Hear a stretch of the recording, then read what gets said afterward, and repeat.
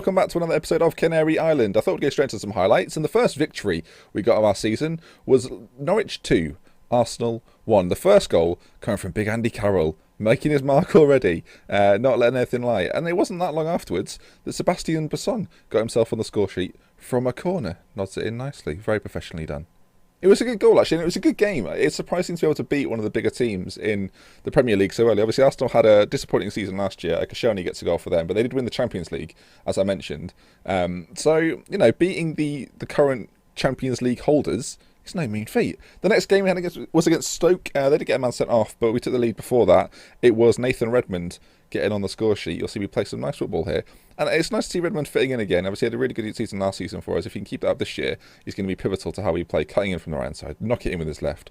El Harabi scored the next one from a corner. We're a bit dodgy from set pieces. We give away quite a few penalties, and we're not that hot on set pieces. But it didn't matter, because in the end, Kiyotaki, back after his long injury last season, hammers one home from the edge of the box to make it 2-1 to the Canaries. Next game was a loss. It was our first defeat of the season. Norwich 0, Newcastle 1. And the goal came from Hatem Ben Arfa, obviously back from his loan spell at Hull. And it was quite an even game. It could have gone either way, and sadly it went the way of Newcastle. And finally, Norwich 3, Wolves 1, I think it was. The first goal coming from Michu, who's made his way to Wolves. Scores an absolute beauty from the edge of the box. One of the goals of the season, I've no doubt about that. Not long after, Elliot Bennett threw on goal. Finishes nicely for us. If we can get some form out of him, we talk about how good Redmond is. If we can get some form out of Elliot Bennett, things may take a change for the better. And that sort of opened the floodgates up, really. Keita scored not long after that, coming in from the left-hand side. Nice to see that he's adapting well to the Premier League. It has taken a while for him to do so. I think this was in the last game he played, actually. So for him to get the goal, magnificent.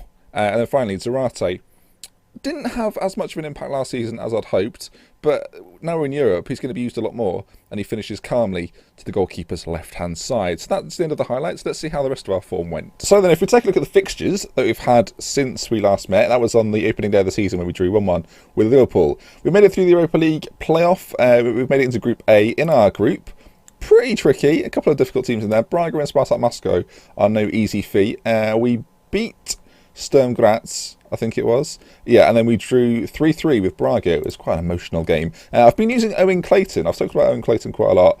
He's the new big man on campus, the new Andy Carroll, as far as I'm concerned. He's now grown to 6'2", which I was hoping he would. He may even grow to 6'3" now.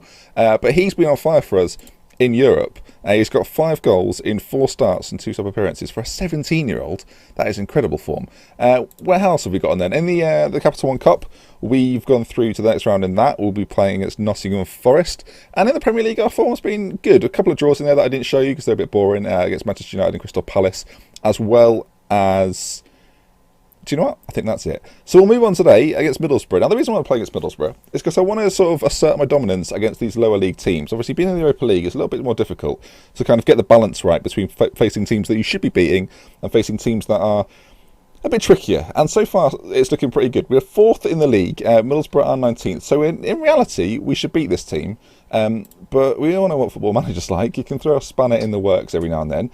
So let's make our team look right. I'm going to bring in Redmond for Bennett because I think Redmond's just a better option.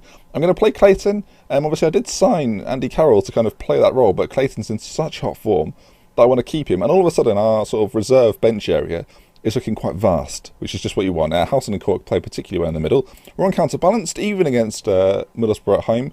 I'm hoping we can do the job. They're playing the exact same formation as me. It looks like they're a team that want to hold on to the ball. Signing players like Leon Britton will suggest that to me.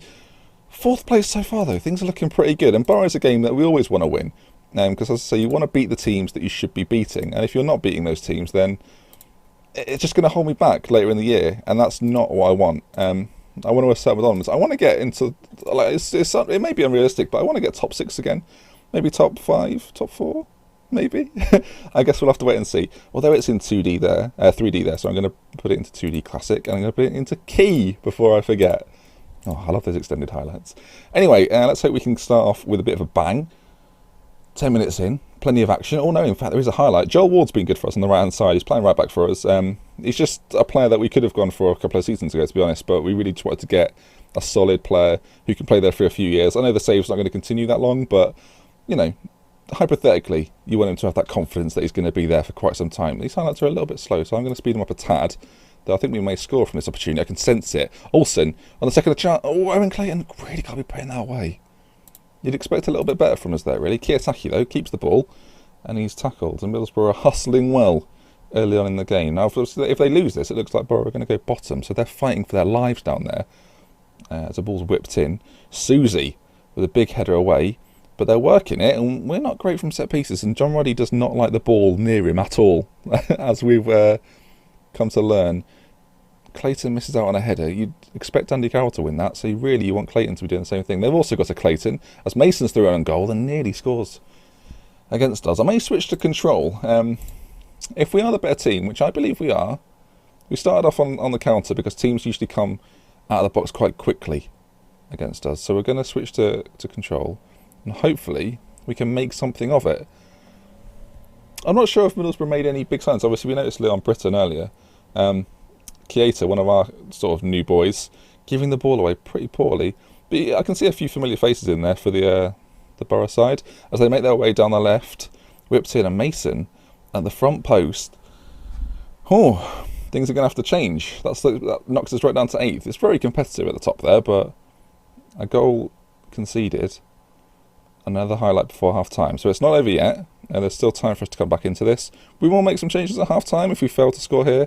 If not, I'm sort of optimistic we can keep it the same. Howson, Keita, that is a lovely goal, and it's been given. Clayton, the key link man there. Howson doing his bit as well, and Keita getting his second goal for us. You saw his first goal in the highlights package against Wolves, I believe, and that's his second goal. Another highlight before half-time? Are we going to really sucker punch them? Howson, Cork, Kiyotaki, Cork is getting excited on the edge, but Howson, he's at the bar and cleared well. Oh, okay. Never mind. We go again. So as we're into the half-time team talk, things are going okay. We can still come out of this and win it. They're not that bothered, which is a bit of a concern. Now, ordinarily I'd switch to defensive because I feel like we're good enough to hold them off, and then we're quick enough on the break to kind of spring. This is a pointless start of game. I hate those. That's a request for FM15. I don't know if it's going to be in the game. Please get rid of those pointless little highlights at the start, as there's a complete medal in the middle there. What an absolute mess that is. We've not had any glaring John Ruddy errors this season that I can recall. There weren't any to show you in the highlights, so I can assume he's done alright this year. 65 minutes in, getting towards that time where you want to make a change. Unless Clayton can do something a little bit more kind of, a little bit more potent, then we might have to take him off as Ayala steps out and wins the ball back. And Middlesbrough, to their credit, look a little bit dangerous on the attack. Coming forward, Britton plays the ball out wide to the right. Back inside, Mason. John Ruddy making some sort of clearance. And Keita's picked up a knock. So that suggests to me we need to make some changes. So I'll bring Elliot Bennett on. Apparently I brought Ryan Bennett on by accident in the last Canary Island, and I didn't even notice until people said in the comments. It looks like Carroll's not on the bench, so we'll do a change of tack. We'll bring on Zarate, play him as a poacher, see if we can just nab a goal in the dying embers of the game. So they've got another corner. Mason has scored again. He scored against you. I feel like I should have gone defensive now. I feel like that's an error on my part.